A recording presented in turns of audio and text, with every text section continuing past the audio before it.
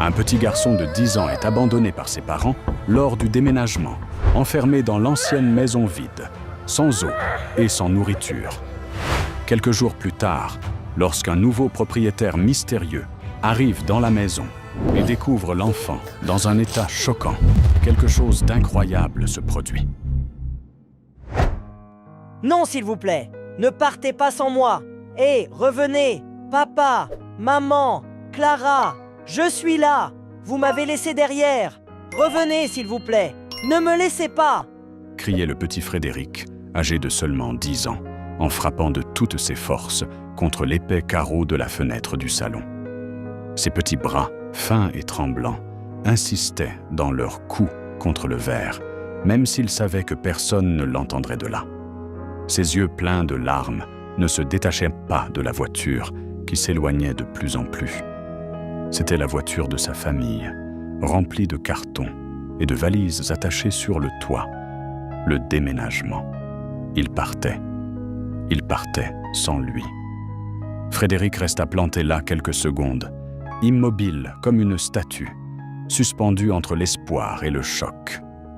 Il était persuadé qu'à un moment donné, la voiture s'arrêterait, que ses parents remarqueraient l'erreur, qu'ils reviendraient en courant le chercher, riraient de la confusion et le serreraient fort dans leurs bras. Après tout, qui laisserait un enfant derrière soi comme ça? Personne. Cela n'avait aucun sens. Mais la voiture ne s'arrêta pas. Au contraire, elle poursuivait sa route de plus en plus vite, disparaissant peu à peu sur le chemin de terre battue. Le garçon garda les yeux fixés jusqu'à ce que le véhicule devienne un simple point et, ensuite, cesse d'exister. Ce silence, après la disparition de la voiture, fut assourdissant. Lorsqu'il comprit que personne ne reviendrait, la panique commença à grandir en lui. Il fit un pas en arrière, puis un autre, et soudain se retourna et se mit à courir dans la maison, les yeux écarquillés et le cœur battant à tout rompre. Cette maison, autrefois si pleine, était désormais vide, complètement vide. Frédéric courut jusqu'à la porte du salon et tourna la poignée avec force. Fermée. Les mains moites, il essaya encore, plus fort, mais rien n'y fit. Alors il se tourna et courut jusqu'à la cuisine. Fermée aussi. Le désespoir le mena à chaque pièce, cherchant une sortie, une échappatoire. Mais toutes les portes étaient verrouillées, toutes les fenêtres fermées. C'était comme si on l'avait laissé enfermé exprès. Ça ne peut pas être vrai. Ils n'ont pas pu m'oublier, dit Frédéric, haletant, debout au milieu du salon vide. Même le vieux canapé où il avait l'habitude de dormir n'était plus là. Seulement des murs nus, un sol poussiéreux et l'écho de sa propre voix. Ne sachant que faire, il revint en courant à la fenêtre du salon, celle par laquelle il avait vu sa famille partir. La rue à l'extérieur était maintenant déserte. Pas de voiture, pas de bruit, aucun signe de vie alentour. Juste le vent qui faisait danser les feuilles mortes de la cour. Le petit Frédéric colla son visage contre le verre, essayant d'apercevoir quelque chose à l'horizon. Il resta là plusieurs minutes, immobile, persuadé qu'à tout instant, la voiture réapparaîtrait. Que tout cela n'était qu'une erreur. Non, ils doivent revenir. Ils vont revenir.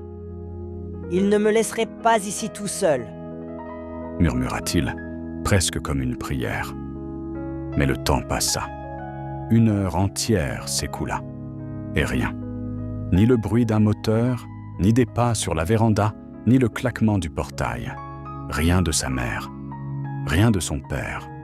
Aucun signe de sa sœur, Clara. Le silence était étouffant. Épuisé, le garçon s'assit par terre, le dos contre le mur. Ses yeux fixaient toujours la rue, mais avec un éclat différent. Un éclat de doute. Une confusion douloureuse commençait à envahir son esprit.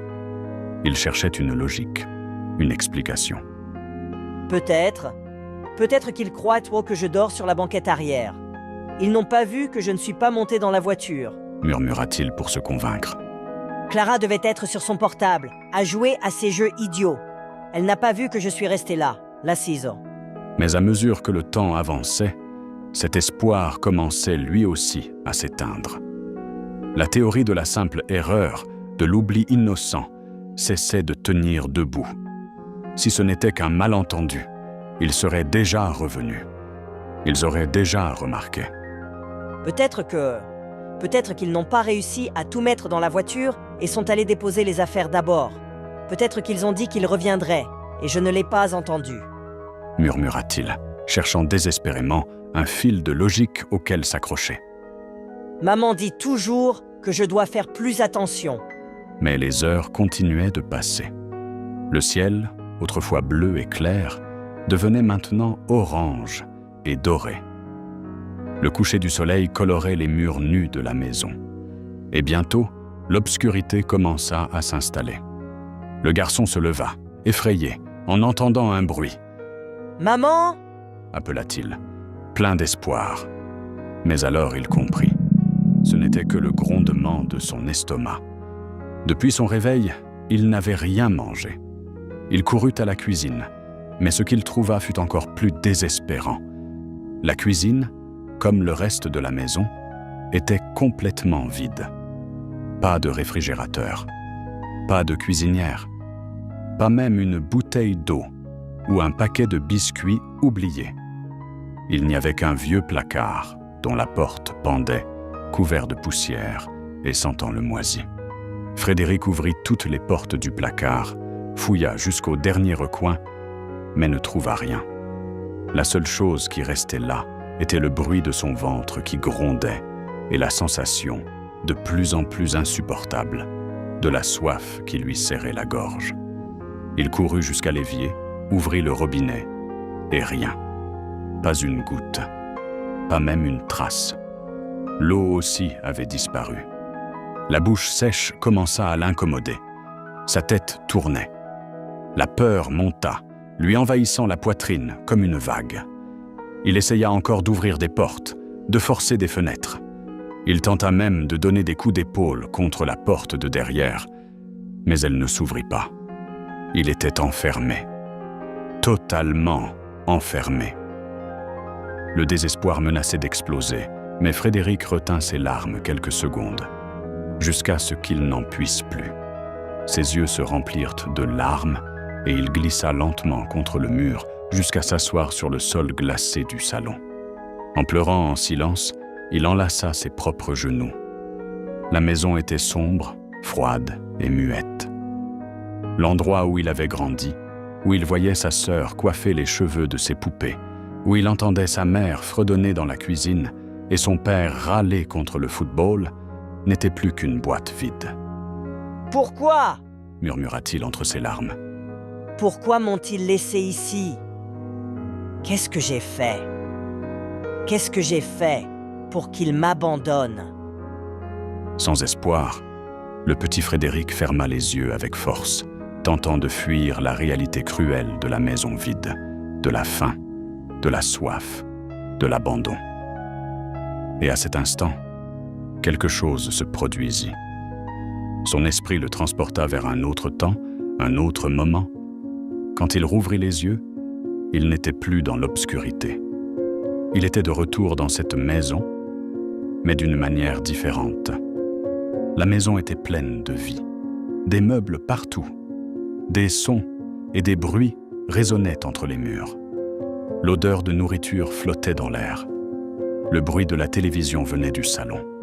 Des voix. « But !» cria Pierre, le père de Frédéric, en extase, en regardant un match de football.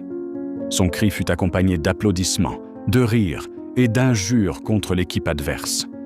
Il était là, assis sur le canapé, comme toujours, vibrant pour son équipe de cœur.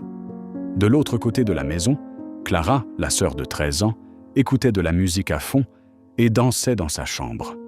Ses pas rythmés faisaient trembler le sol, et elle tournoyait en souriant devant le miroir, secouant ses cheveux et fredonnant l'air de la chanson. Dans la cuisine, Soraya, la mère, remuait des casseroles en fredonnant une chanson quelconque, fausse mais joyeuse. Il était rare de l'entendre chanter. Mais à ce moment-là, elle semblait insouciante, absorbée par le repas. Frédéric se mit à marcher dans la maison, observant chaque détail, chaque meuble à sa place habituelle, le rideau qui flottait, la poussière dans les coins, les tableaux de travers sur les murs. Avançant encore lentement, il se dirigea vers la chambre de Clara. La porte était entr'ouverte. Il la poussa doucement, et en l'ouvrant davantage, il aperçut sa sœur tournoyer dans la chambre au son de la musique qui sortait du portable. Elle était distraite, heureuse, riant pour elle-même. Ses yeux se posèrent sur le bureau. Dessus, il y avait une trousse de crayons de couleur bien alignée et quelques feuilles de papier pour dessiner. Frédéric sourit un instant. Ce moment lui rappela combien il aimait dessiner. Peut-être juste pour une minute, pourrait-il revivre cela. À voix basse, presque en chuchotant, il demanda « Clara, je peux prendre un crayon et une feuille? Je veux juste faire un petit dessin. » La jeune fille ne répondit pas. Elle continuait à danser, balançant les épaules, les yeux fermés. Frédéric essaya encore. « Juste un crayon. Je te jure que je ne vais rien abîmer. » Mais rien. Il demande une troisième fois, un peu plus fort. Et de nouveau, aucun signe de réponse. Il ne savait pas si elle ne l'entendait pas ou si elle faisait semblant de ne pas l'entendre. Face à ce silence, il pensa qu'il n'y aurait pas de problème à prendre seulement un crayon et une feuille. Avec précaution, il tendit la main et toucha la trousse. Mais dès que ses doigts effleurèrent le crayon, Clara coupa brusquement la musique. Elle s'arrêta net de danser, tournant son corps vers son frère avec une expression de rage. « Mais qu'est-ce que tu crois être en train de faire, sale gamin inutile ?» crée-t-elle, les yeux lançant des éclairs. Le garçon resta paralysé. Bégayant, il tenta de s'expliquer. Je voulais juste dessiner un peu. J'allais le rendre... » Combien de fois je t'ai déjà dit que tu n'as pas le droit d'entrer ici? Hurla Clara. Sors d'ici. Va-t'en. Ne touche pas à mes affaires, espèce d'agaçant. Je te l'ai déjà dit 1000 fois. Elle arracha brutalement le crayon et la feuille des mains du garçon, manquant de le faire tomber en arrière. Les yeux de Frédéric se remplirent de larmes, mais il essaya tout de même de reculer, de sortir sans provoquer plus de conflits. Avant même qu'il ne puisse faire un pas dehors, des pas rapides résonnèrent dans le couloir. La porte s'ouvrit brusquement et Soraya apparut, le visage irrité. « Qu'est-ce qui se passe ici ?» demanda-t-elle d'un ton tranchant. Clara fut rapide. « Ce qui se passe, c'est que ce bon à rien est en train de me déranger et de détruire mes affaires. » dit-elle avec colère. Frédéric se retourna, affolé. « Je voulais juste dessiner, maman. Juste un peu. Je n'allais rien abîmer. » Mais Soraya ne le laissa pas finir. « Tais-toi, Frédéric !» criait-elle en s'avançant rapidement. « Voilà ce qui arrive quand on te laisse libre dans cette maison. Il suffit qu'on tourne le dos et tu es déjà en train de faire des bêtises. » Elle saisit fermement les bras du garçon et le traîna dans le couloir, le tirant jusqu'à la cuisine. Frédéric ne résista pas. Il avait l'habitude. Ses pieds raclèrent le sol, pendant que sa mère le conduisait jusqu'à l'évier. « Tu vas laver toute cette vaisselle maintenant. » ordonna-t-elle en désignant la pile d'assiettes et de casseroles sales. « Et quand tu auras fini, je veux que ce sol brille. C'est clair ?» Le garçon écarquilla les yeux en voyant l'état de la cuisine. C'était un vrai désordre. La cuisinière était couverte de graisse, le sol jonché de restes de nourriture et l'évier plein de vaisselle.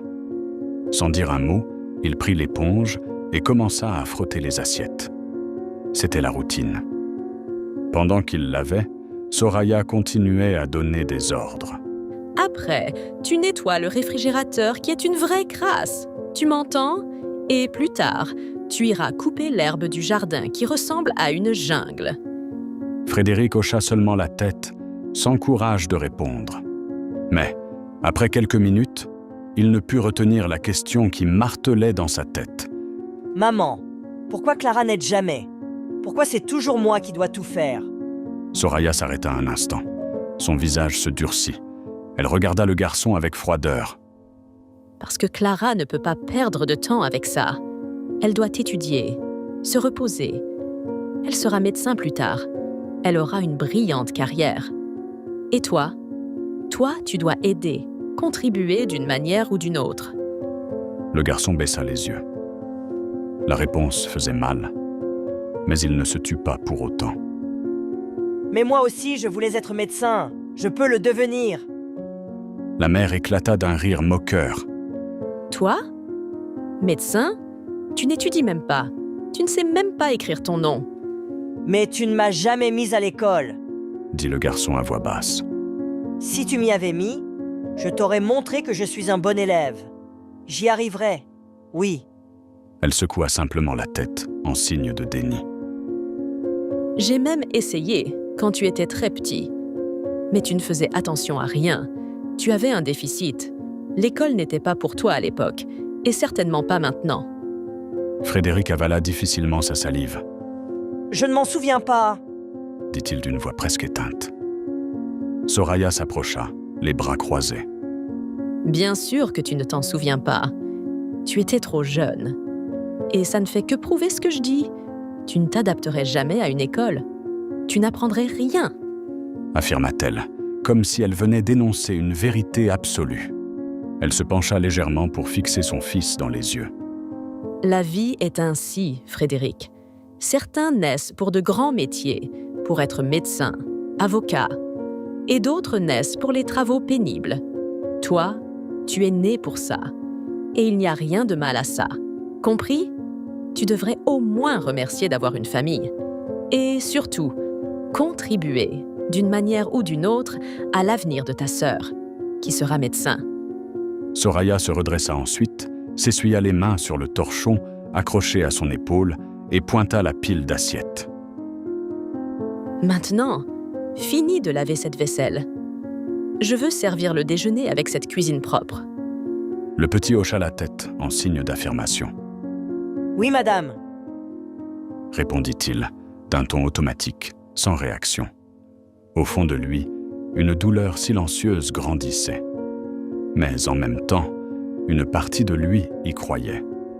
Il croyait que sa mère avait raison.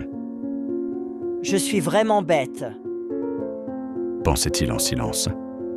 Elle ne fait que dire la vérité. Les yeux baissés et les doigts ridés à force de laver. Le garçon reprit son travail, nettoyant assiette après assiette, casserole après casserole. Le savon coulait dans l'évier, tout comme l'orgueil d'un enfant qui ne connaissait pas sa propre valeur. Soudain, un cri résonna depuis le salon, faisant bondir son cœur dans sa poitrine. « Frédéric !» C'était Pierre. La voix sèche, dure. Et Frédéric le savait. Son père n'aimait pas attendre. Abandonnant aussitôt l'éponge et le torchon, Frédéric courut jusqu'au salon. « Monsieur ?» dit-il en s'approchant du canapé. Pierre ne prit même pas la peine de regarder le garçon. Les yeux fixés sur le match à la télé, il tendit simplement la main avec une bouteille de bière vide. Frédéric prit la bouteille sans rien dire et repartit en courant vers la cuisine.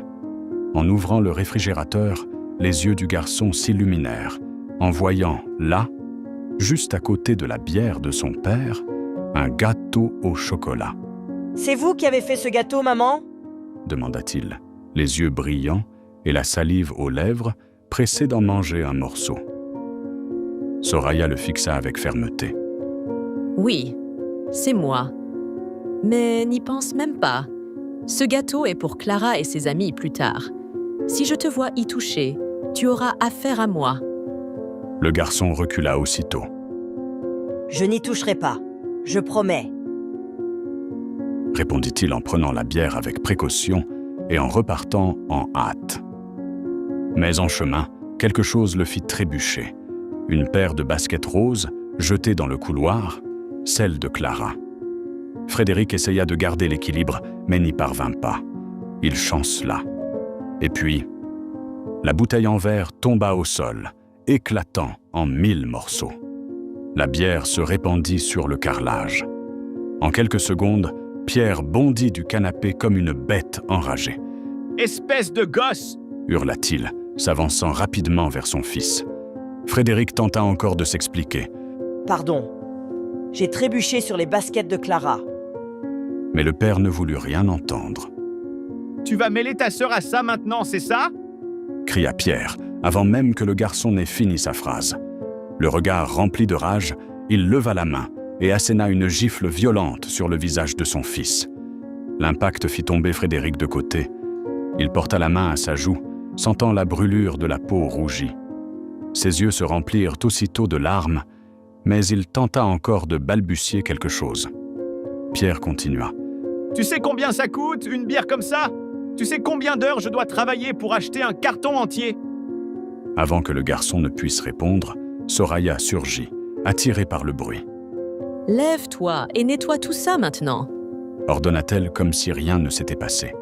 Et profitant pour ranger les baskets de ta sœur aussi. Parce que si tu l'avais fait avant, comme tu devais, rien de tout ça ne serait arrivé. C'était ta responsabilité, compris ? Je t'ai déjà dit 1000 fois que je ne supporte pas les objets qui traînent dans la maison. Tu vois bien que tu es un idiot. Tu n'apprends absolument rien. Je dois toujours tout répéter. Frédéric hocha seulement la tête. Il ne discute pas. Il ne pleura pas, même si ses yeux étaient pleins de larmes. Il se leva simplement, les yeux brûlants, le visage marqué par la gifle. Il ramassa les morceaux de verre, essuya la bière répandue et rapporta la paire de baskets de Clara dans sa chambre. Pierre, de retour sur le canapé, lança encore au garçon d'un ton glacial. « Et fais en sorte de ne pas pleurer, gamin. Un homme, ça ne pleure pas. » Ces paroles résonnèrent dans l'esprit de Frédéric comme une sentence irrévocable. Ne pas pleurer, ne pas ressentir, seulement obéir. Quelques minutes plus tard, Soraya appela pour le déjeuner. La table était dressée. Des assiettes grandes, bien garnies. Riz, haricots, rôtis, légumes sautés, soda et, bien sûr, le gâteau au chocolat, encore intact au centre de la table. Frédéric s'approcha, espérant voir une place réservée pour lui. Mais il n'y en avait pas. Soraya lui tendit une assiette creuse. Dedans, seulement une cuillère de riz, un peu de bouillon clair de haricots et un pied de poulet. « Tu vas manger dans le coin du salon, » dit-elle. « Et quand tu auras fini, tu vas nettoyer toute la maison, chaque recoin, et après, direct au coin, puni jusqu'à ce soir. Tu te comportes très mal aujourd'hui, et tu dois apprendre à rester à ta place. Si demain tu t'améliores, tu mangeras plus. » Frédéric regarda son assiette. C'était peu, presque rien, surtout comparé à ce que les autres mangeaient. Son estomac faisait mal, mais son âme souffrait encore plus. Il tente de dire quelque chose. « Maman, mais je voulais juste... » Pierre le coupa net. « Obéis à ta mère et tais-toi. Tout ça, c'est pour ton propre bien, gamin. On t'apprend ce que c'est, la vie. » Le garçon baissa la tête, prit l'assiette et marcha lentement jusqu'au coin du salon. Il s'assit par terre, recroquevillé, et commença à manger en silence. Pendant ce temps, les rires venaient de la table. Pierre riait, bruyamment. Clara racontait des histoires de l'école. Soraya parlait du gâteau et de la façon dont elle allait préparer la maison pour recevoir les amis de sa fille. Et Frédéric, là dans son coin, était invisible. Marchant en silence, il ferma les yeux. Une fois de plus, disparaissant à l'intérieur de lui-même. Quand il rouvrit les yeux, Frédéric se rendit compte qu'il n'était plus dans le passé. Il n'y avait plus de rire, plus de musique forte, plus d'odeur de nourriture dans l'air. Il n'y avait que le silence froid de cette maison vide et abandonnée où il avait été oublié. Il se redressa lentement, se frotta les yeux et fixa l'obscurité autour de lui. Il regarda ses propres bras, fins comme des branches sèches. Son corps rachitique était la preuve que ce n'était pas la première fois qu'il avait faim, Ce n'était pas seulement une situation d'aujourd'hui. Pendant longtemps, il avait vécu entouré de nourriture qui n'était pas pour lui. Dans une maison où il y avait de l'abondance, il n'avait toujours que les restes, quand il en restait. Est-ce qu'ils ne m'ont jamais aimé? Pensa-t-il, la gorge nouée, comprenant enfin la dure réalité de sa vie. Découragé, il se leva du sol et marcha lentement dans les couloirs de la maison. Ses pieds tenus produisaient de petits bruits sur le sol poussiéreux. Il s'arrêta devant la chambre de Clara, un lieu qui lui avait toujours été interdit. Combien de fois avait-il entendu qu'il ne pouvait pas entrer là-dedans? Combien de fois avait-il été expulsé rien qu'en touchant la poignée? Mais maintenant, la porte était grande ouverte, comme si cet endroit interdit l'invitait à entrer. Et il entra. La lumière de la lune traversait la fente de la fenêtre et éclairait une partie de la pièce. Il y régnait un silence presque sacré. Frédéric regarda autour de lui et vit par terre quelque chose qui brillait sous la lumière. Un crayon et une feuille de papier, laissés comme s'ils n'avaient aucune importance. Il s'accroupit et les ramassa avec soin. Il s'assit sur le sol froid, croisa les jambes et commença à dessiner. Ses traits étaient simples, mais clairs. Il dessinait une voiture qui s'éloignait. Sur la banquette arrière, des cartons et des valises. Derrière la vitre de la maison, un enfant, lui-même, pleurait, la main appuyée contre le verre. C'était ce qui s'était passé. C'était ce qui faisait mal. Et là, sur le sol glacé, les yeux lourds de sommeil et l'âme encore plus fatiguée que le corps, Frédéric s'endormit.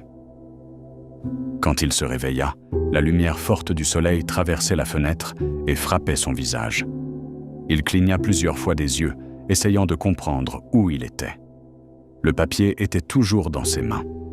Le dessin de la veille le fixait comme un cruel rappel. Son estomac grondait. Sa bouche était sèche comme du sable. Et alors tout revint dans son esprit avec force. Il était là, seul, dans cette maison. Il se leva d'un bond. « Papa? Maman? Clara ?» cria-t-il d'une voix tremblante, en courant à travers les pièces. Mais il n'y eut aucune réponse, aucun bruit, seulement l'écho de sa propre voix. Il tente, une fois de plus, de s'échapper. Il força les fenêtres, tourna les poignets, poussa les portes. Tout était verrouillé, comme avant, comme toujours. Il pensa à briser la vitre de la fenêtre, mais se rendit compte qu'elle était trop épaisse.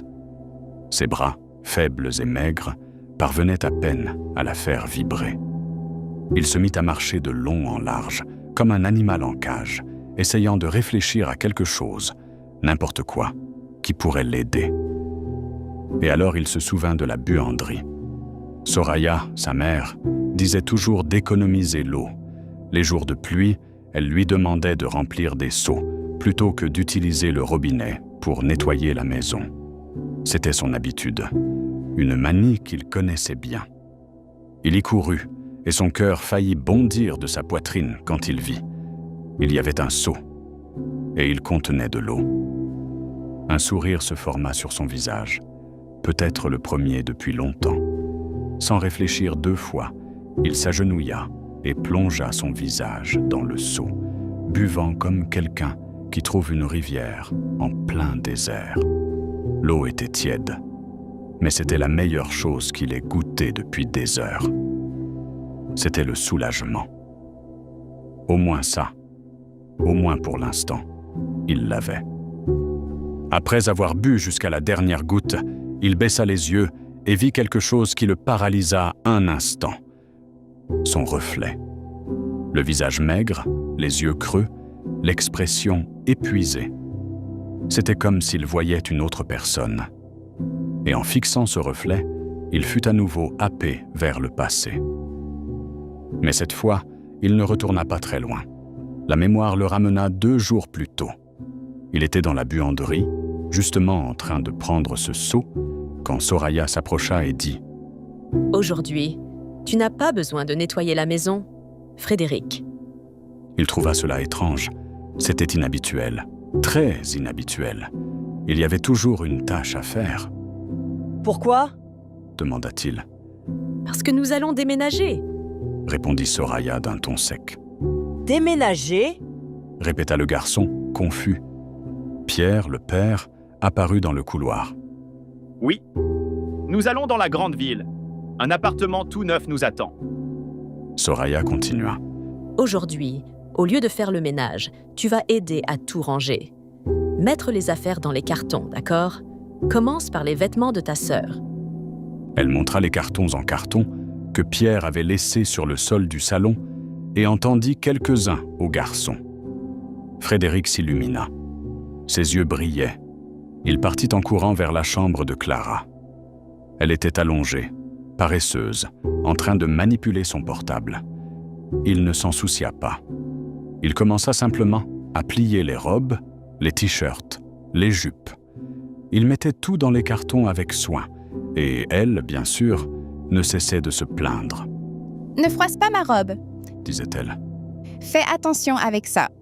Fais gaffe, espèce de gosse. Mais Frédéric n'y prêta pas attention. Il voulait seulement bien faire. L'excitation l'envahissait. Il n'était jamais sorti de là. Jamais. Sa vie se résumait à cette maison, à cette cour.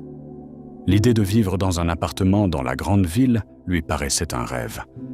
Là-bas, je vais pouvoir rencontrer de nouvelles personnes, me faire des amis, et peut-être qu'ils vont m'inscrire à l'école, comme Clara. Pensa-t-il. Le pauvre. Mais la vérité était autre. La vérité, c'est que rien de tout cela n'arriverait. Loin du garçon, Soraya parlait à Pierre, à voix basse, presque en chuchotant. Alors, qu'est-ce qu'on va faire du gamin? Pierre fut direct. On le laisse derrière. On ne peut pas l'emmener à la grande ville. Là-bas, ce sera difficile de le garder enfermé. Et s'il s'enfuit? S'il parle? On est foutu. Clara, qui passait dans le couloir, entendit une partie de la conversation. Alors le relou de Frédéric ne vient pas? Soraya se tourna vers sa fille avec un doux sourire. Non, mon amour. Il ne viendra pas. Mais tu ne dis rien, d'accord? Chut! Clara fronça les sourcils. Mais qui va s'occuper de la maison? Laver mes robes? Pierre répondit comme si c'était la chose la plus simple du monde. On trouvera bien une solution. On donnera quelques pièces à une vieille dans le besoin. Mais Frédéric, lui, il ne viendra pas. On en a assez de supporter ce gosse. La cruauté de ses paroles était si naturelle qu'elle passait presque inaperçue. Mais il y avait autre chose. Frédéric n'était pas leur fils. Pas de sang. Il n'était pas le frère de Clara. Il n'était pas l'enfant biologique de Soraya. Ni de Pierre. Et puis, encore une fois, le temps tourna. Mais cette fois, à travers les yeux de Soraya. La maison, un peu plus vieille, abîmée, avec les murs écaillés, semblait vivante. Et comme si elle respirait à nouveau, la maison reprenait son souffle. À cet instant, ce n'était plus le foyer vide, en ruine. C'était une autre époque, un autre décor. La cuisine débordait d'ustensiles de luxe, des casseroles importées brillaient sous la lumière. Le salon exhibait un ensemble de canapés classiques, de ceux qui semblent sortir d'un magazine de décoration. Au mur, des tableaux précieux ornaient chaque recoin. Et le jardin. Ah, le jardin ressemblait à un jardin botanique, avec des fleurs soignées, des buissons taillés et une herbe si verte qu'on aurait dit une peinture. C'était pratiquement un manoir au milieu de la campagne, un morceau d'ostentation isolé du monde. Mais Soraya n'était pas la propriétaire de la maison. Elle était là, oui, mais bien différente.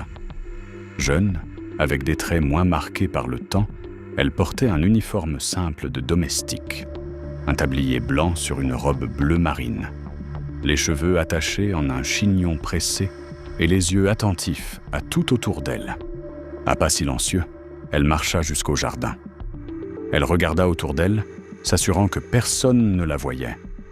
Puis, sortit son portable de la poche de son tablier. Elle tapa rapidement et passa un appel. « Ils sont en train de partir, Pierre. Notre avenir est assuré. » dit-elle, d'un ton froid, presque triomphant. Quelques minutes plus tard, un bruit violent déchira le silence de l'après-midi. Des pneus crissants, des cris étouffés, puis un fracas métallique comme la déchirure d'un tonnerre frappant le sol. Une voiture venait de se renverser dans le ravin près de la propriété. Pierre, qui était garé non loin avec sa propre voiture, accéléra jusqu'au lieu de l'accident. Il s'arrêta brusquement et regarda sur la banquette arrière où dormait la petite Clara, âgée de seulement 3 ans. Il descendit de la voiture et s'approcha des décombres. Le véhicule accidenté était renversé, le capot enfoncé, les vitres éclatées. À l'intérieur, un homme et une femme, morts, sans vie. Mais ils n'étaient pas seuls. Entre les sièges, un bébé pleurait. Il était vivant. Le portable de Pierre sonna. C'était Soraya. « J'ai entendu le bruit. Ils sont morts ?» demanda-t-elle à l'autre bout du fil. « Oui, répondit Pierre. Mais le bébé est vivant, il pleure. Je le laisse ici, je pense que personne ne passera dans ce coin de sitôt. Si je le laisse, il y passera aussi. » Soraya resta silencieuse quelques secondes, puis répondit. « Ne le laisse pas là. Amène-le. Peut-être que ce bébé servira. » Et telle était la vérité. Cette maison n'avait jamais été la leur. Elle appartenait aux vrais parents de Frédéric, ceux qui aimaient le garçon, ceux que Soraya et Pierre avaient éliminés, sans pitié, sans remords, pour s'approprier ce qui leur revenait. Ils s'étaient emparés de la maison, des biens, du confort. Pendant des années, ils avaient profité de tout cela.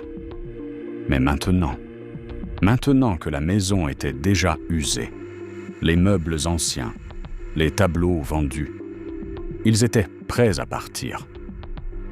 Pierre hésita encore. « Il y a juste un problème. Et si, plus tard, on retrouve le gamin ?» Soraya éclata d'un rire froid.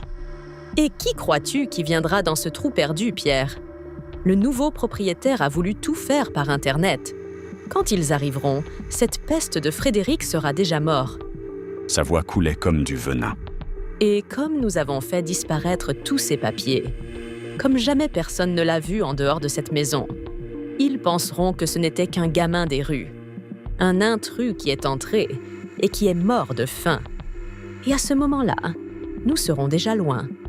Personne ne demandera d'explication. » Et ainsi, ceux qui se faisaient passer pour des parents, ceux qui avaient prétendu prendre soin de Frédéric, préparaient leur départ. Avec calme, ils chargèrent tout ce qui avait encore de la valeur dans un camion. Le reste, ils le mirent dans la voiture. Le lendemain matin, Frédéric se réveilla plein d'espoir. Il avait passé la nuit à rêver de la grande ville, de l'école, d'une chambre rien qu'à lui. Mais en ouvrant les yeux, il n'y avait plus personne. Ni Pierre, ni Soraya, ni Clara. Ils étaient au parti, sans lui. De retour au présent, le garçon se recroquevillait dans la solitude de cette maison qui avait été le théâtre de tant de mensonges. Avec seulement un seau d'eau à ses côtés, il commençait à sombrer dans le désespoir. Il essayait de toutes les manières de trouver une issue, mais tout était verrouillé. Ses forces s'épuisaient à chaque tentative. Son corps ne répondait plus correctement. Et alors, 5 jours passèrent. Dans une autre partie de l'État, une voiture modeste traversait les routes de terre. Au volant se trouvait Douglas, un homme d'une 30aine d'années, bien habillé, avec un sourire serein sur le visage. Il n'était pas millionnaire, mais un entrepreneur stable, avec une bonne situation de vie. Il parlait avec entrain au téléphone, la conversation en haut-parleur. « Je n'arrive pas à croire que tu vas vivre dans ce trou perdu. » disait sa sœur, riant à l'autre bout du fil. Douglas rit aussi. « J'ai besoin d'un peu de temps. Passer quelques mois plus près de la nature, loin de la folie de la grande ville. Ça va me faire du bien. » Tu as déjà vu cette maison en personne, n'est-ce pas ? demanda sa sœur méfiante. « En fait, non. Je l'ai acheté sur Internet. Comment ça? s'exclama-t-elle. Tu as acheté une maison sur Internet, Douglas? Du calme. Dit-il en riant. J'ai vu plusieurs photos, vidéos, j'ai regardé sur Google Maps et le prix était très intéressant.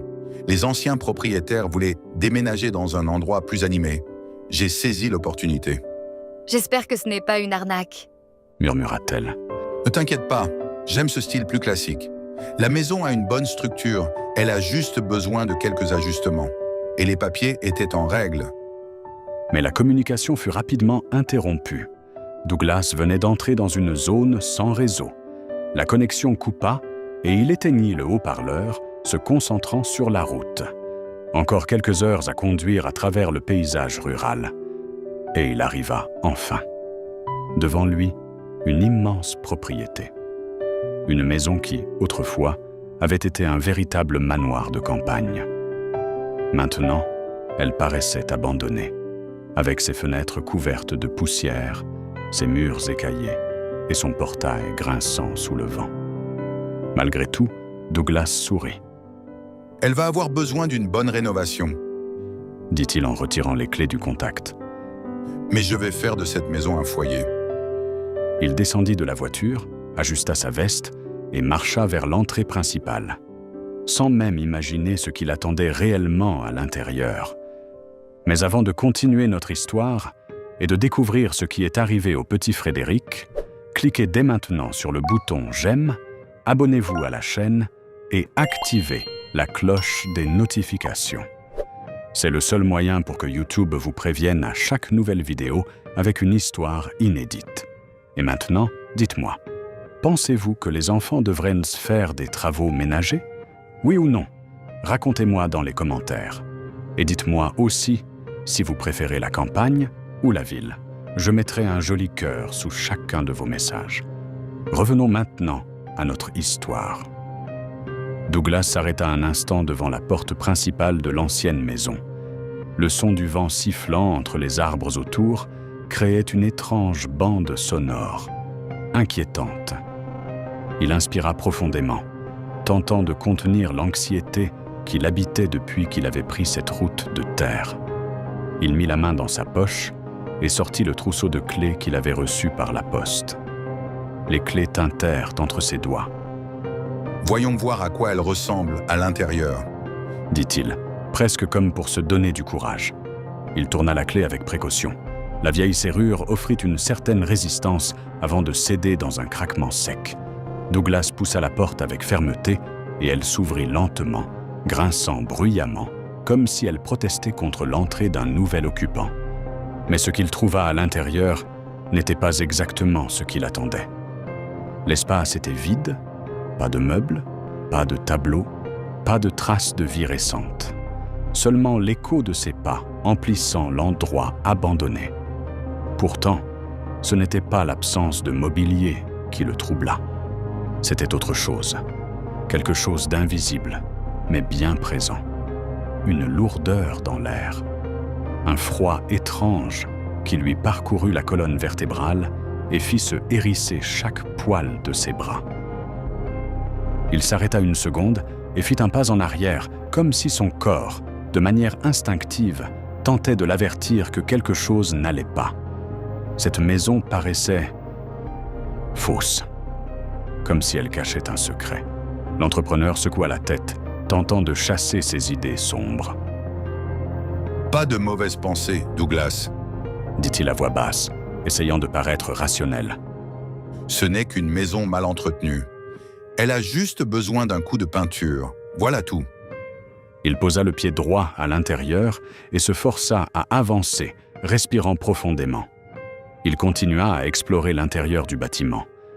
Les longs couloirs, les chambres vides, la cuisine avec ses vieux placards, tout semblait figé dans le temps. Mais, curieusement, il n'y avait pas de saleté, pas de détritus, pas même une épaisse couche de poussière.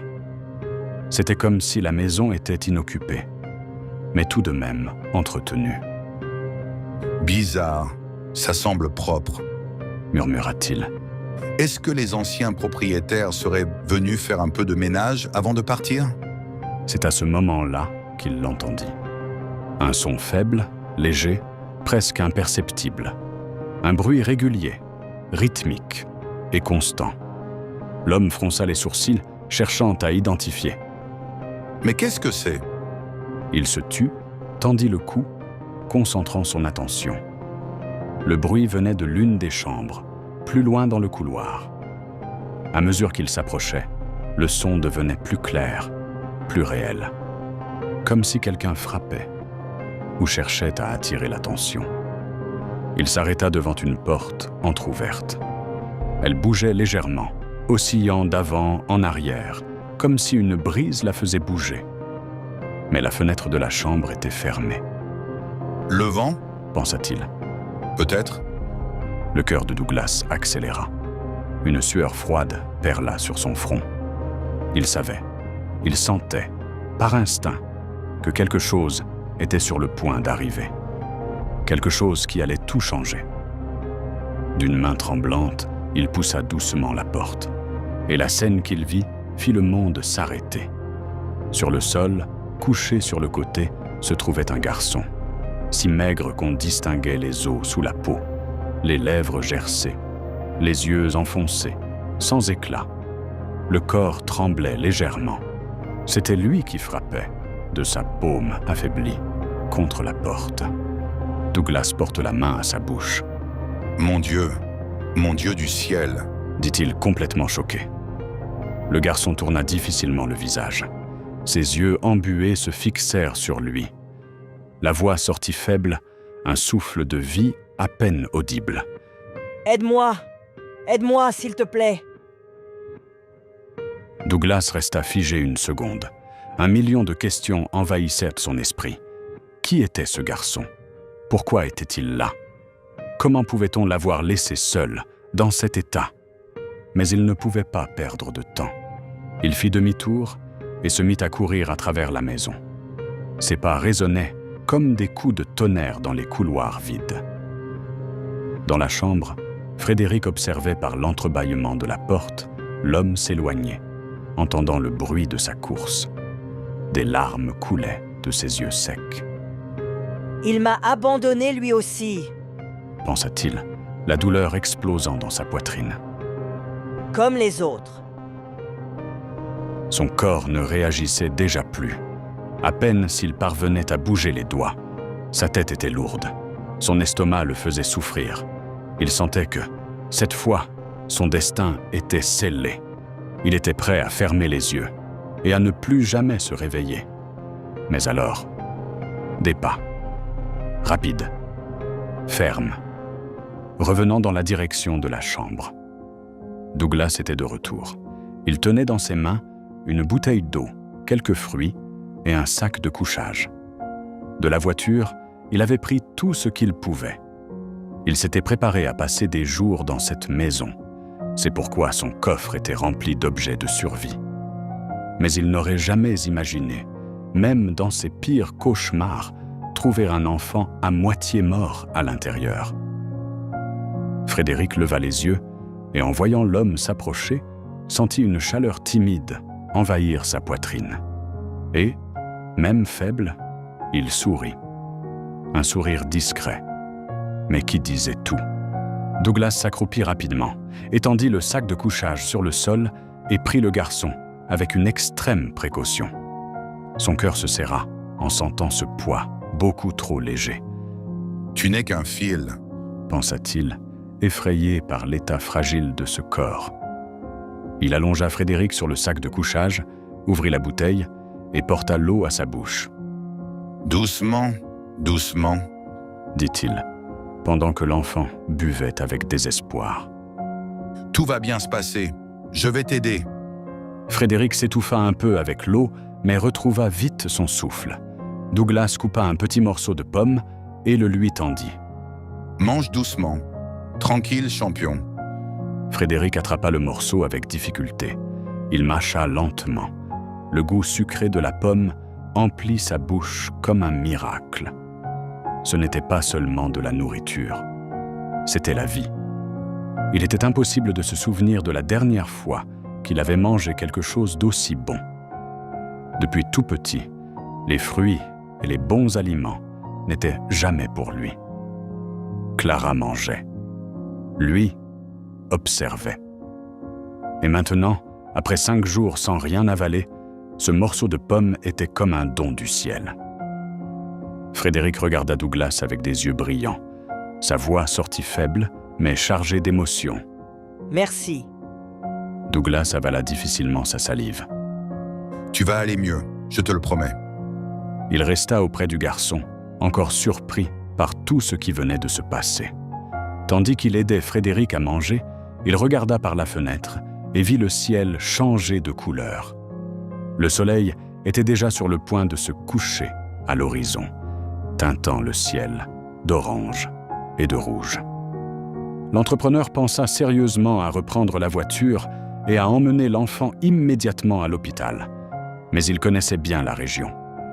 L'hôpital le plus proche se trouvait à des heures de route.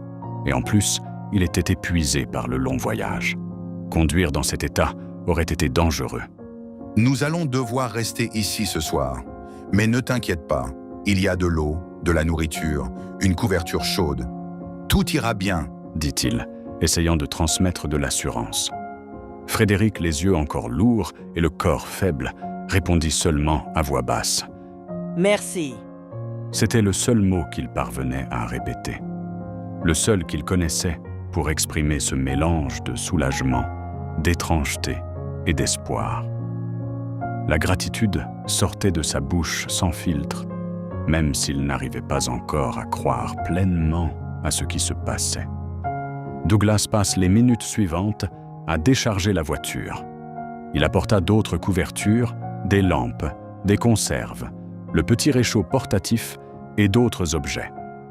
Il créa un coin confortable pour Frédéric dans la pièce la moins humide de la maison, improvisant une sorte d'abri sûr.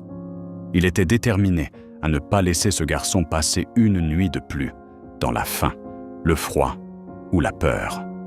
Avec l'estomac un peu plus soulagé et un regain de force, Frédéric leva la tête et regarda l'homme avec curiosité. « Pourquoi vous m'aidez ?» demanda-t-il, la voix encore rauque. Douglas sourit, s'asseyant à côté de lui. Parce que c'est ce qu'il faut faire. Un enfant comme toi a besoin de soins. Le garçon cligna lentement des yeux. Ce mot « soin ». Il ne savait pas vraiment ce que cela signifiait. Soraya et Pierre disaient qu'ils s'occupaient de lui. Mais en réalité, ils faisaient le contraire. Ils utilisaient ce terme pour justifier les cris, les punitions, la violence et les privations. Quelques heures passèrent. Le ciel s'assombrit complètement. Frédéric mangeait peu à peu, lentement, jusqu'à ce qu'il puisse s'asseoir avec plus de fermeté. Son expression restait fatiguée, mais une lueur différente brillait dans ses yeux. Une étincelle qui ne s'était pas allumée depuis longtemps. Douglas prépara un coin propre de la maison et improvisa un espace pour dormir. Il installa Frédéric là et, sans s'éloigner, s'allongea de l'autre côté pour que l'enfant se sente en sécurité. Ce fut la première nuit, depuis bien longtemps, que le petit dormit sans peur. Le lendemain matin, le soleil illuminait doucement la campagne environnante. Frédéric se réveilla en sentant une légèreté dans son corps qui paraissait impossible la veille. Ses petits yeux s'ouvrirent lentement. Il regarda autour de lui, étonné par le silence. Mais alors, il sentit l'odeur, une odeur délicieuse venant de dehors. Il sortit prudemment dans le jardin et vit l'homme qui l'avait sauvé préparer un petit déjeuner sur une nappe posée directement sur l'herbe. Il y avait du pain, des fruits, une bouteille isotherme de lait chaud et même un pot de confiture. Frédéric resta figé, simplement à observer. Son corps réagissait par la faim, mais son esprit hésitait. Jamais il n'avait été invité à une table. Jamais il n'avait eu la permission de s'asseoir aux côtés de Pierre, Soraya ou Clara. il mangeait toujours debout, en cachette, dans un coin de la cuisine ou accroupi dans le salon.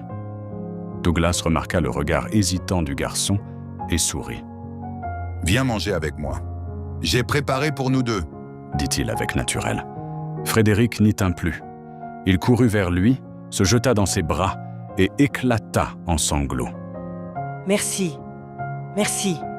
répétait-il d'une voix brisée, sanglotant contre la poitrine de l'homme.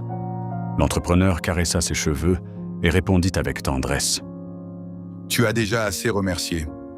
Maintenant, il est temps de profiter. » Ils s'assirent ensemble sur l'herbe. Frédéric mangeait lentement, essayant de savourer chaque bouchée. C'était comme découvrir une nouvelle dimension de la vie. Pendant qu'il mangeait, Douglas l'observait et attendait le bon moment pour aborder un sujet important. « Après le petit déjeuner, nous irons en ville. Je veux t'emmener à l'hôpital pour vérifier que tout va bien, et aussi, je dois chercher ta famille. » dit-il calmement. L'effet fut immédiat. Frédéric rentra les épaules, détourna le regard et s'écarta légèrement. La panique apparut sur son visage comme un éclair. Douglas fut surpris. « Tu ne veux pas voir ta famille ?» demanda-t-il. « Ce sont eux qui t'ont laissé ici, dans cet état ?» Frédéric ne répondit pas tout de suite. Ses yeux se remplirent de larmes. Puis, lentement, il hocha la tête en signe d'affirmation. Douglas inspira profondément. Il s'agenouilla près du garçon et, d'une voix basse mais ferme, dit « Tu peux me faire confiance. Je suis là pour te protéger, et plus personne ne te fera de mal. Tu m'entends? Mais pour ça, j'ai besoin de savoir ce qui s'est passé. » Frédéric le regarda dans les yeux. Pour la première fois, il voyait de la fermeté, sans dureté, de la force, sans violence. Et alors, il commença à parler. Il raconta comment il vivait enfermé dans la maison, comment il n'avait jamais été envoyé à l'école, comment il dormait toujours sur le canapé, affamé, transi de froid. Il parle des punitions, des humiliations, des assiettes séparées, de l'indifférence de Clara, des cris de Pierre, des ordres cruels de Soraya. Il dit tout, et chaque mot transperçait Douglas comme une lame. L'entrepreneur écouta en silence. Quand le garçon eut fini, il prit doucement son menton et releva son petit visage. « Plus personne ne te fera de mal. Pas tant que je serai là, je te le promets. Ces gens ne t'approcheront plus jamais. » Le garçon acquiesça, ému. Douglas suggéra alors « On va récupérer les affaires à l'intérieur? J'ai laissé quelques trucs dans la chambre. Après, on ira en ville. Je suis sûr que ça va te plaire. » Frédéric sourit timidement et suivit l'homme. Mais lorsqu'ils revinrent dans la maison, quelque chose d'inhabituel se produisit. En marchant dans l'ancienne chambre, Douglas trébucha sur une planche du plancher mal fixée. Le morceau de bois était légèrement relevé, désaligné par rapport au reste du sol. « Oups !» s'exclama l'homme en se baissant pour examiner. Frédéric regarda et dit « Ma mère demandait toujours à mon père de réparer ça depuis longtemps, mais il ne le faisait jamais. » Mais... Douglas passa la main sur le bois, remarquant qu'il bougeait d'une manière étrange. Curieux, il tire doucement. Et alors, le sol s'ouvrit. Un passage secret se révélait sous le plancher. Un espace sombre, avec une ouverture qui descendait directement sous la maison. Douglas resta stupéfait. « Il y a quelque chose là-dessous. » Frédéric s'approcha, les yeux écarquillés. « Ça a toujours été là ?» Douglas le regarda. « Vous ne connaissiez pas cet endroit ?» Le garçon le fixa, secouant la tête pour dire non. « Personne ne savait ça ?» demanda l'entrepreneur, surpris. Frédéric répéta simplement le geste, indiquant que non. Sans perdre de temps, Douglas sortit de sa poche une petite lampe de poche faisant partie de son équipement de camping. Il posa un genou au sol et braqua la lumière vers l'ouverture du plancher. « Je vais descendre. On y va ?» invita-t-il, fixant le garçon avec sérieux. Frédéric hésita. En lui, un mélange de peur et de curiosité. Cette maison avait été toute sa vie, et pourtant, Il n'avait jamais imaginé qu'il existait quelque chose de caché là-dessous. Il inspira profondément, avala son insécurité, puis acquiesça. Ils descendirent prudemment par l'ouverture. L'endroit était sombre, mais la lampe de Douglas éclairait assez pour révéler les contours d'une pièce secrète.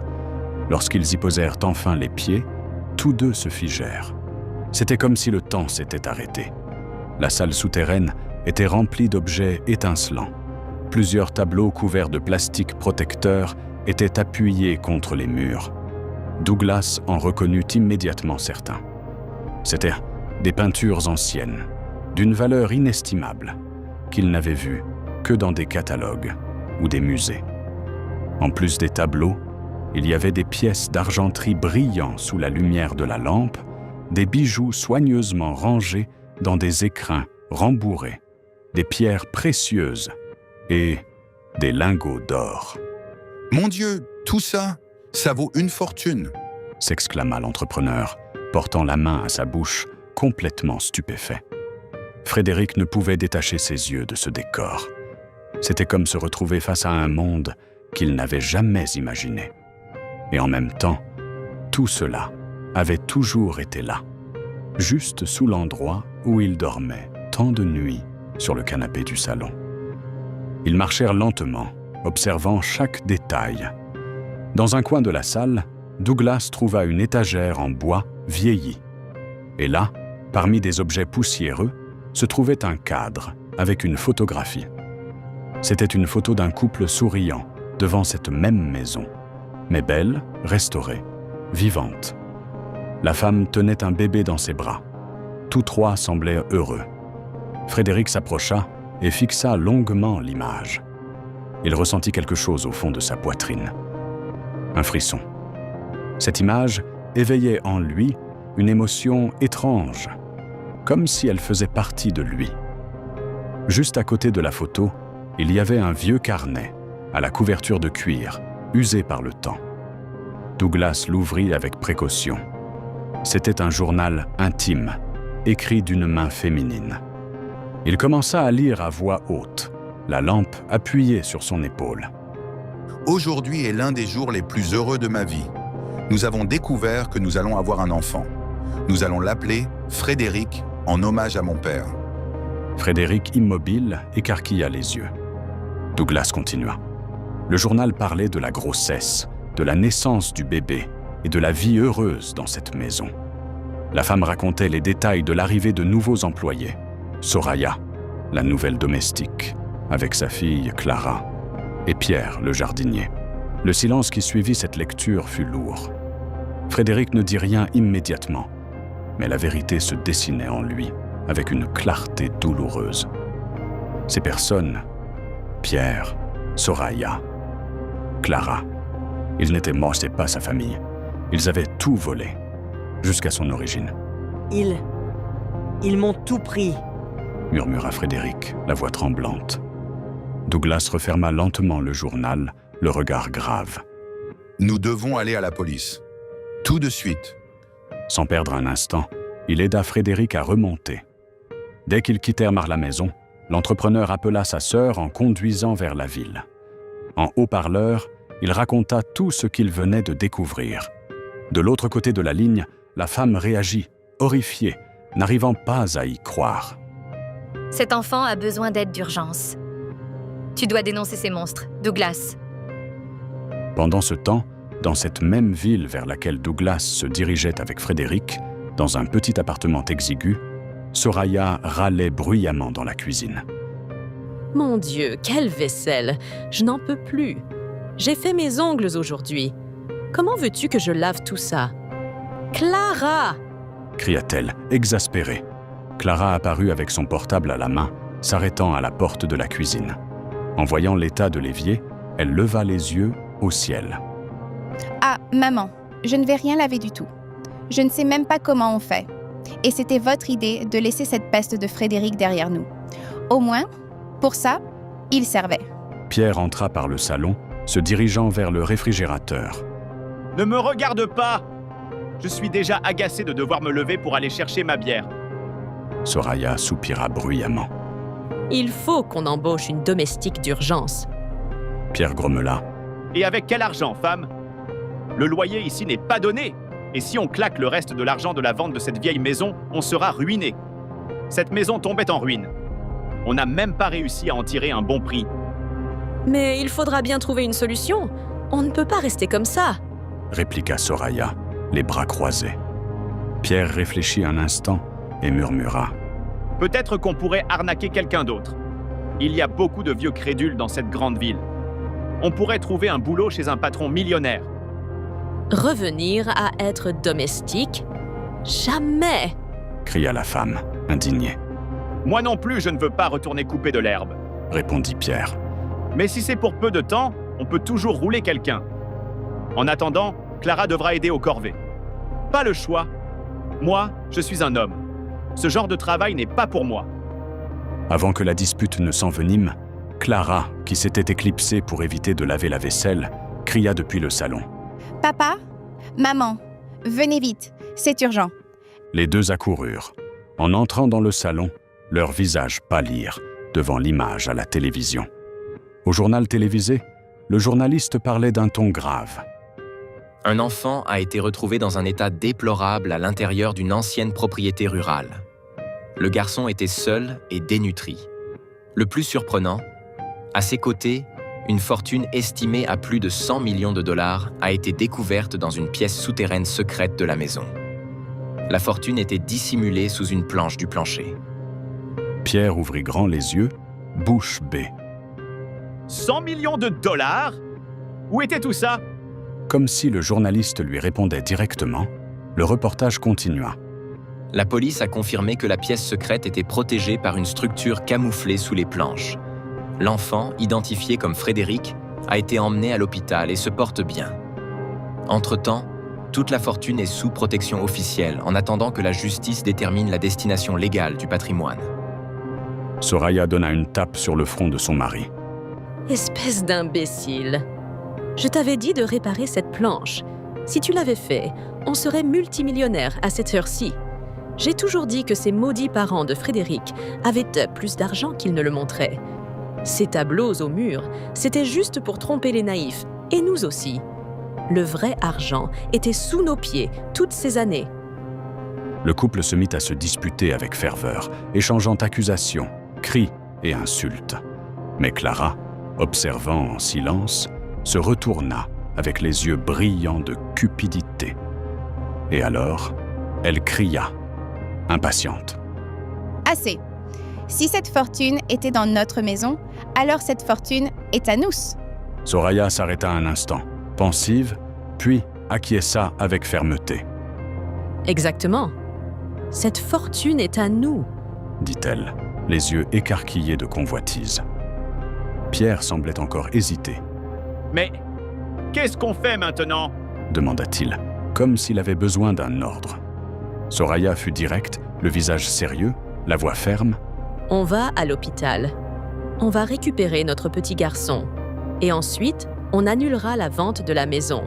Tout ça est à nous de droit. » Pendant ce temps, à l'hôpital de la ville, Frédéric se rétablissait étonnamment bien. Son visage, auparavant abattu, retrouvait des couleurs. Son expression restait triste, mais non plus désespérée. Il avait mangé, bien dormi et recevait des soins médicaux. Pourtant, au fond de lui, l'enfant portait encore le poids d'une enfance cruelle et récente. Douglas restait constamment à ses côtés. Il prenait soin de lui avec délicatesse, demandait comment il se sentait, veillait à être présent à chaque instant. Quand Frédéric pleurait, il lui tenait la main.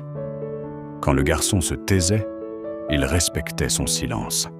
Sa présence constante transmettait sécurité. Dans un de ces moments de paix, Frédéric leva les yeux vers Douglas, les larmes aux yeux, et demanda doucement. « S'ils ne sont pas mes parents, et que mes vrais sont partis, veux-tu être mon nouveau papa ?»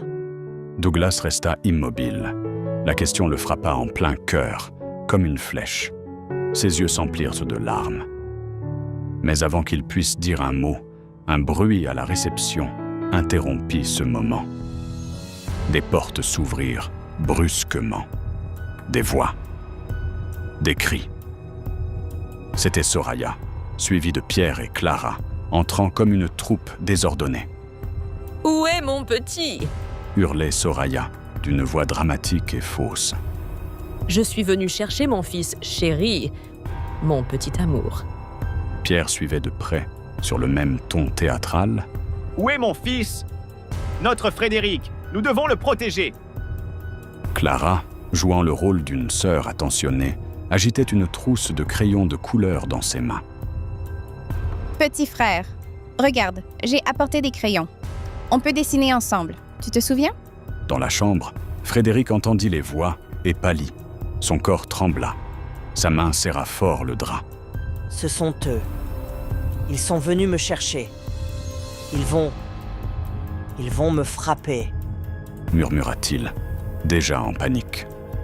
Douglas, ferme, s'accroupit à côté de l'enfant et posa une main sur son épaule. Personne ne te fera de mal, Frédéric. Je l'ai promis et je vais tenir parole.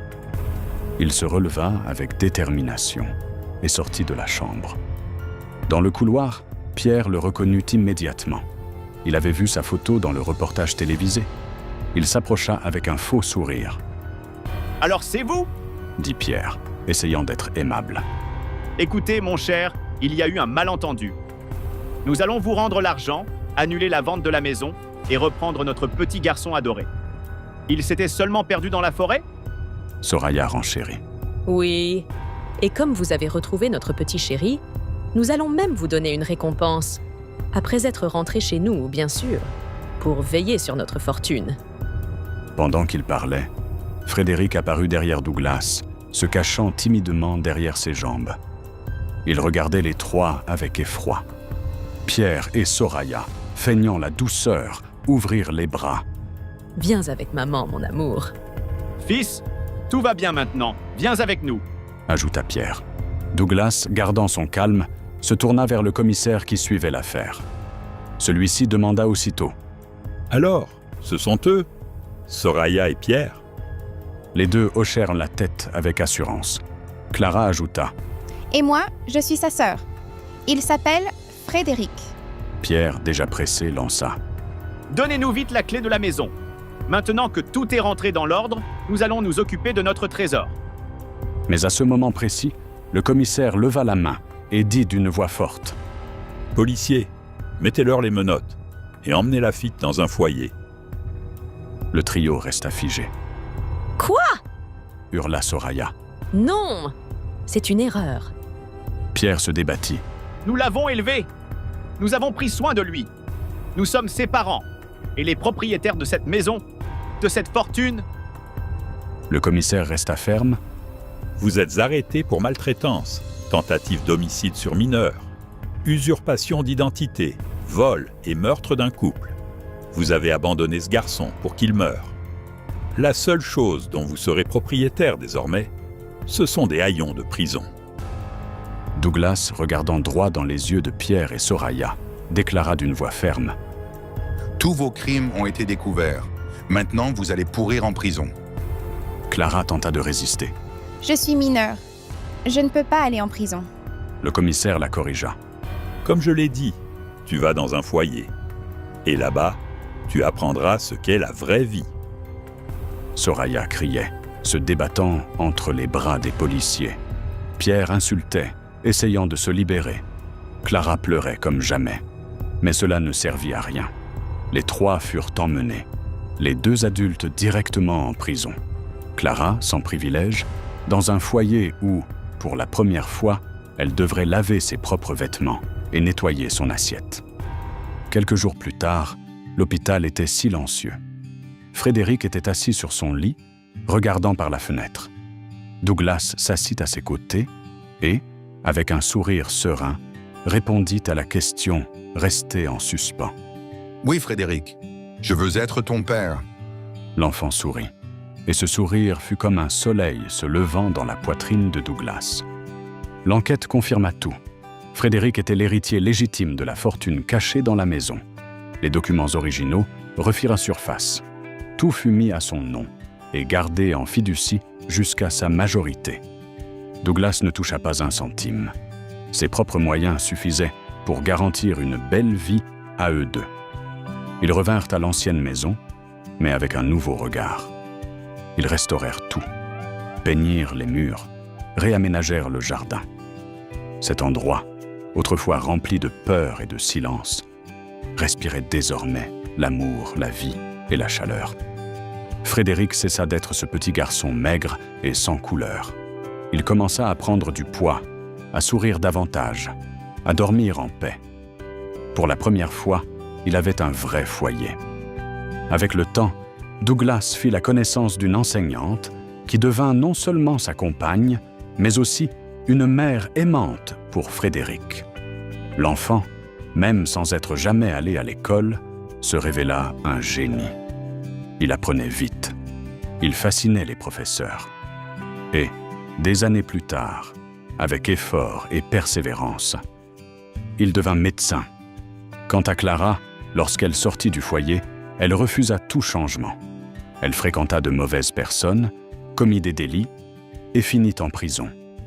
Là, par ironie du destin, elle retrouva sa mère, Soraya, désormais vieillie, malade, brisée de l'intérieur comme de l'extérieur. Car au bout du compte, la justice peut tarder. Mais elle arrive toujours. Et comme dit le vieux proverbe, on récolte ce que l'on sème. Commentez, petit Frédéric, pour me montrer que vous êtes arrivé jusqu'à la fin de cette histoire, et je marquerai votre commentaire d'un joli cœur.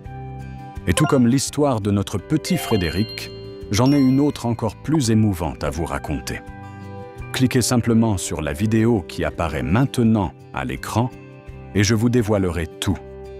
Un gros bisou et à très bientôt pour une nouvelle histoire émouvante.